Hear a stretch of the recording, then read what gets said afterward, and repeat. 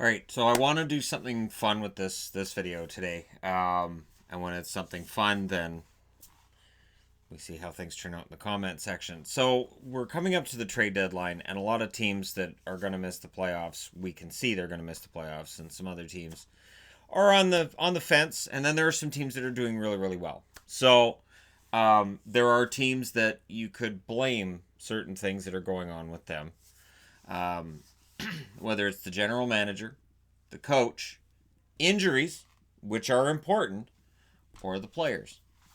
And this is something that very often is debated very, very hotly. Now, of the 31 logos on the board, some teams are performing very, very well and therefore are exempt from this. Boston, pretty darn good season for them. Can't really complain about a whole lot going on with them. The Oilers, again, not a whole lot to complain about with them. We can do another video as well where we give the credit, whether the credit goes to the GM, the coach, injuries, or players. But I want to stay with the blame side of things. So I'll get rid of the other teams here as well. That there's no blame. Tampa Bay is doing very, very well. There's no reason to have them in there. Pittsburgh, excellent season for Pittsburgh as well. No reason to have them in there. Vancouver, I'm kind of on the fence with, but I don't think the blame game is there yet. But if the Canucks fall out of the playoffs, we will revisit this in the offseason and see where the blame falls. Jim Benning. Dallas, not a whole lot to complain about with Dallas either right now. So, and that's coming from, and it's interesting how all three teams that I've cheered for, there really isn't anything to complain about right now. Let's see who else there isn't anything to complain about. Capitals, is that still true? I mean, the Capitals are not first in their division anymore, but is there really any reason to complain and point fingers yet?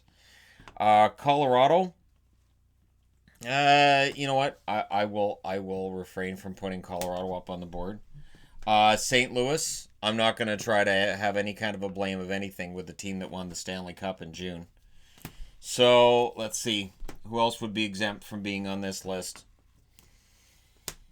You can't say anything right now because I can't hear you. So if you're talking to your computer or your phone, I can't. And if you're doing that in public, people are going to think you're crazy.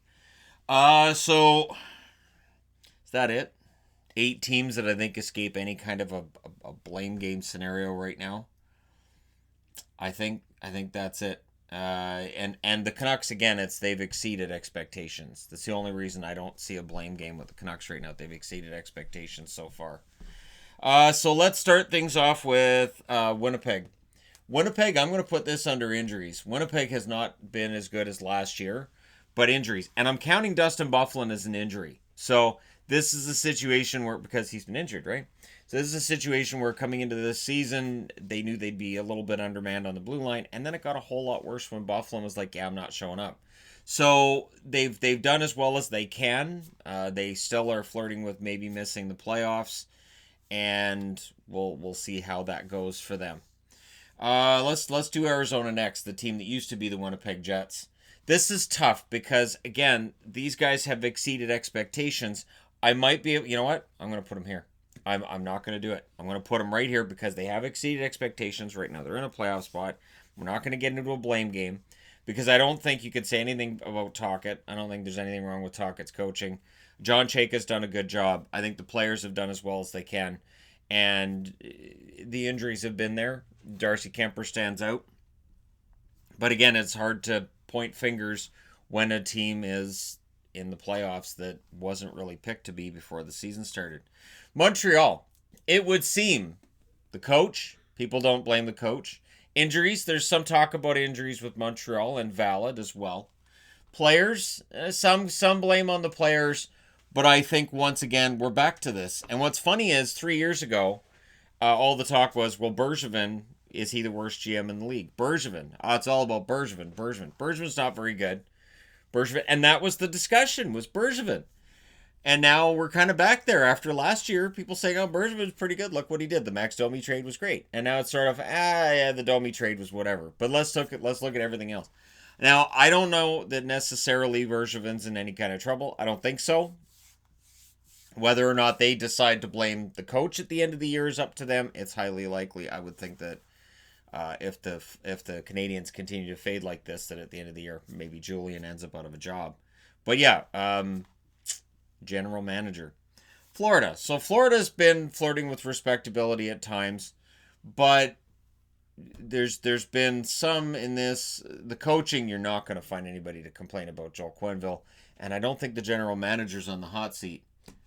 I do think that there's players on the defense, and I think there are players in net who have been criticized, and rightly so in some cases. There's a $10 million goaltender there. He's not playing like it. So whether that's on the defense in front of him or that's on him, I do think that at the end of the year, the blame goes on the players, and this is why there are a lot of rumors about who might be on their way out of Florida, who might want out of Florida, and who Florida might be after to change things. I think sometimes there's a culture in the locker room, and you've got to change that, and that gets kind of tricky.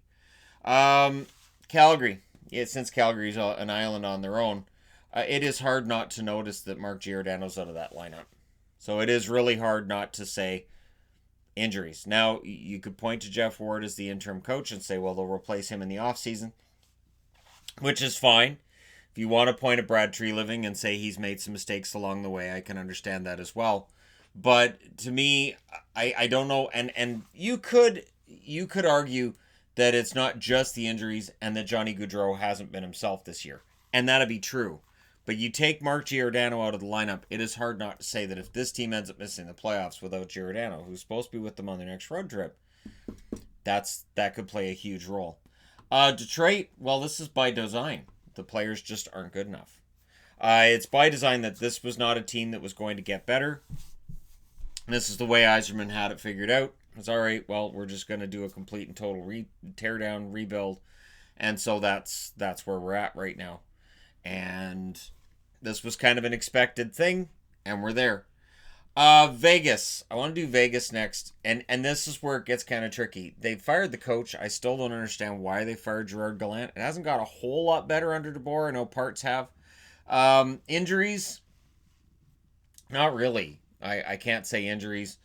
The players, I think if Vegas ends up regressing this year, if they end up being, let's say they're a first round exit, their point totals keep going down, you have to think some of this is going to go on the general manager. The not really having the long term plan is hard to see with Vegas, and the short term trades eventually they run their course, and you're left with a team that's going into a rebuild, which. Again, the way that Vegas put this team together was great. That first year was great, but every move they've made since then, I've kind of thought, okay, well, they're doing this like they think they're winning the cup. And I know the owner says they're going to win the cup, but there's 30 other teams in the NHL that don't want to see that happen. So it gets difficult. And if Vegas struggles down the stretch, I do think that some of that blame is going to go on the general manager. And I mean George McPhee. I know they changed who the general manager technically is, but George McPhee's still calling the shots. Minnesota, well, you can't blame Bill Guerin. Guerin just got the job. You can't blame the coach. They just fired the coach. Any struggles from here, and I really think it's just the way this team is constituted and put together. They're an older team, and I don't necessarily think that they're built to win right now. And then it's a matter of when Kaprizov comes over. Kaprizov's likely coming over in the fall. How good is this kid going to be? And what kind of difference maker is he going to be for the Wild? Because he has been very, very hotly talked about for years now. And if he's any kind of a flop for Minnesota next year, that'll be a problem. Buffalo. I'm not going to say coach. They've changed coaches how many times? How many times can you blame the coach? Really? Injuries? No. Olofsson being out hurt, Ullmark being out hurt, is that why they're not in the playoffs? I don't see it that way. Do I put it on the players? Not really. Of the moves made last summer by Jason Botterill, almost none of them have worked out in the way that they were supposed to. The defense was supposed to be fixed this year, and it's still been middling. And the goaltending that was middling the year before, he left it. So there's some problems with Buffalo, and if Botterill ends up being out of a job at the end of the year, that wouldn't necessarily surprise me, which might be why he was so animated when they lost their last game against Ottawa. Kings are in a rebuild, so that's players. I might as well do the other California teams. Anaheim, much the same thing. I don't see a problem with the coach. They just brought in a new coach. Injuries, they've played somewhat of a role, but they can't score. Even when everybody's healthy, they can't score. LA, much the same thing. So I can't find any blame there. San Jose, we can't blame the coach. They just fired the coach. You know what, though? I'm going to say we can all look at the idea to have Erik Karlsson signed for such a massive cap hit for a long time. And we can kind of agree, and as hockey fans, we've kind of agreed on this year that that's a lot of money for a long time for a defenseman who's probably already played his best games. Erik Karlsson, I don't see him ever getting back to that Norris level that he was, say, 3 years ago. And so it is a questionable move at best, and they kind of pulled the heart out of the team when they did it. So it would be easy for me to say, well, it's the players, because look, but they let go of some really key guys. And it looks like they're going to do it again. So I don't know what San Jose does from here, but the road back to the playoffs is going to be difficult. Colorado's struggled with injuries this year, and it's been injuries to key players. Now, they played well without them, but the lineup always seems to be in a state of flux because somebody's hurt somewhere, and eventually it will affect the team negatively. So I'm gonna have them under the injuries list. Carolina, for Carolina, I'm going to put this on the players themselves. Although you could maybe make an argument Don Waddell should have done something else with the goaltending, but really, in all honesty, I would think if they miss the playoffs, I would think that goes on the players again. I don't see the coach as the problem in Carolina. Brendan Moore's pretty fantastic. And injuries, not. Yeah, I don't look at Carolina as a team that's had a ton of injury problems. Columbus, though, yes, Columbus absolutely beset with injuries throughout the season, and the loss of Seth Jones has been a massive issue for them. He plays a ton of minutes, so that's a massive problem for them. Toronto, if Toronto fails to make the playoffs, I don't see how Kyle Dubas emerges unscathed. Now, Dubas hasn't been in the job that long. It may feel like he's been in the job for a very long time, but he's only in year 2. So I don't see Brendan Shanahan necessarily getting rid of Kyle Dubas. So if you're a Leafs fan going, yes, we'll get rid of Dubas. Even the hockey guy agrees. I don't think so. Coach, I don't see as a problem. I think Sheldon Keefe is going to be the coach again come this fall. Injuries, they've had their share of injuries, but Matthews has been healthy all year. Right now, Marner's healthy. Tavares is healthy. Yes, they miss Morgan Riley. This was a blue line, though, that had its struggles, even with Morgan Riley on it, and even 100% healthy. Right now, it's just, and even Mitch Marner admitted they don't want it bad enough. They're not a hungry enough team. So I lean towards Dubas, but I also agree I could have the Leafs logo on here twice because absolutely that's on the players. And you would think that Mitch Marner, with the money they're making, should be embarrassed to say we don't want it bad enough. They wanted their money bad enough. They should want to win the games bad enough so they can make more money. This is kind of how it works. Maybe if you sit them down and go, look, this is what Stanley Cup champions make, maybe that'll inspire them to play a little better. I don't know. And I'm only being semi-kidding with that. I really don't know how you fix what's going on in Toronto. It's baffling. Ottawa, they're rebuilding, so we know it's the players. I know people are going to say, well, it's the owner that caused the rebuild. In reality, Ottawa, they're at the bottom right now, or near the bottom. They're probably going to get better next year. We're 2 years out from seeing whether or not Dorian and Eugene Melnick's grand plan is going to work. I say we're about 2 years out from knowing whether or not it's going to work. The Rangers, it's funny. They're sitting right now on the cusp, and Shesterkin's been fantastic. If Shesterkin ends up dragging them close to the playoffs, we can look at this team and say, well, why wasn't he called up earlier in the year? So if the Rangers end up missing the playoffs because they didn't call up Shesterkin earlier when he was clearly ready, that could point to the general manager, and that's a problem. They've also had their share of injuries, as Zibanejad missed some time. But the funny thing with the Rangers is they weren't really supposed to be a playoff team anyways. So I'm gonna cop out a little bit, and I'm gonna put them in they've kind of exceeded expectations, met expectations. I don't look at this board and say, well, I've got to blame something for the Rangers not making the playoffs. This was kind of how it was designed. The fact they've been this competitive for this long is kind of a testament to how well they've been coached. And yes, Shesterkin coming out of nowhere, being 7-1 right now, is fantastic and all, but I can't really blame anybody for Shesterkin playing well and not being up. Islanders, this is tough. So with the struggles they've been going through, they need more goal scoring. But there are players on this team that can score goals. So if they miss the playoffs, is it because Barry Trotz coaches a style of game that doesn't score enough goals? Do you put it on a coach that won Coach of the Year, that's got a Stanley Cup ring? Do you try to blame injuries? Did the Pelech injury hurt them that badly? I'm just going to go ahead and say I put this on the guys in the locker room. Trotz has too many wins under his belt for me to necessarily put it on him. They have 2 goals in their last 4 games. There are some issues with that offense. You might be able to argue Lou Lamoriello is partly responsible for their lack of goal scoring, but I would counter with Lou Lamoriello is the reason that they were competitive last year and this year with the changes he made. So, yeah. Philadelphia, well, they've exceeded expectations.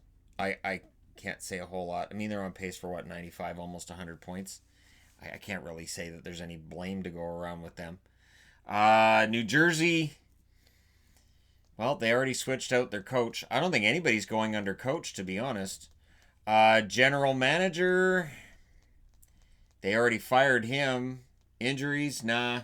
So we'll just cop out and say players because, well, they've had to move Taylor Hall and they've moved Blake Coleman and Andy Green and a lot of players are out of New Jersey and others are rumored to be on the way. Lots of rumors about Palmieri, so we'll see if he ends up going or not. I don't think so. It's weird that there's nobody that I'm looking at the coach. So Chicago's tricky too, because I understand there are Chicago fans that think Colliton needs to go and that he's the problem. There are those as well that will argue that Bowman's the problem as the general manager. Now, it is a tough one because Chicago's just kind of paying for all the success they had in the early 2010s. I believe that. So, yeah, Chicago's a really tough one. That's why I saved Chicago and Nashville for last. It is tough for me to say who is more to blame for Chicago being in this rebuild for the fact they got 60 points right now and that they don't have more. And you've got, I'm just thinking like DeBrincat's had a down year. Strome hasn't been as good as he was last year when he came over from the Coyotes. Their defense has been kind of middling, but again, you're paying $10.5 million to Kane and Taves both. That's $21 million right there.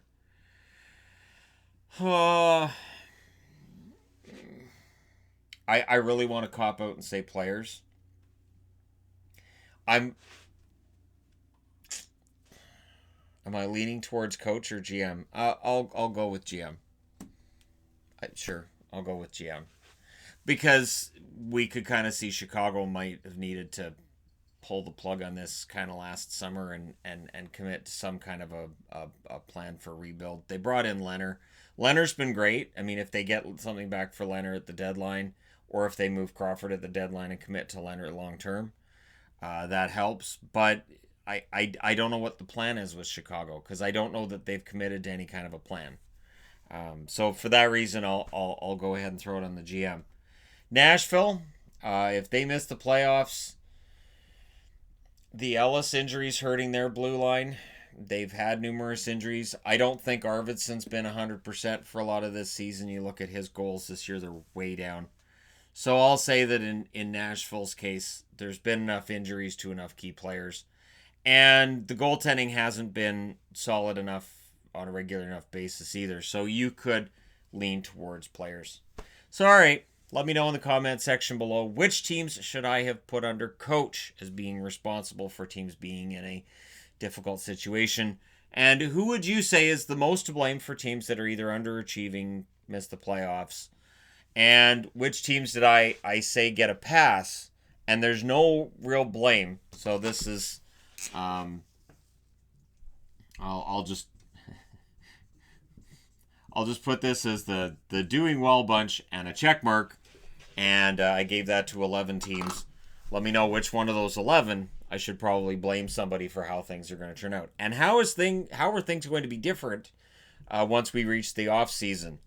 Which of these teams are we going to see a little bit differently than we see them right now? Let me know your thoughts in the comment section below as always. Don't forget to hit like and subscribe if you're browsing your way through. You just happened upon this video. Thank you guys so much for watching, for all your support. I will talk to you again soon.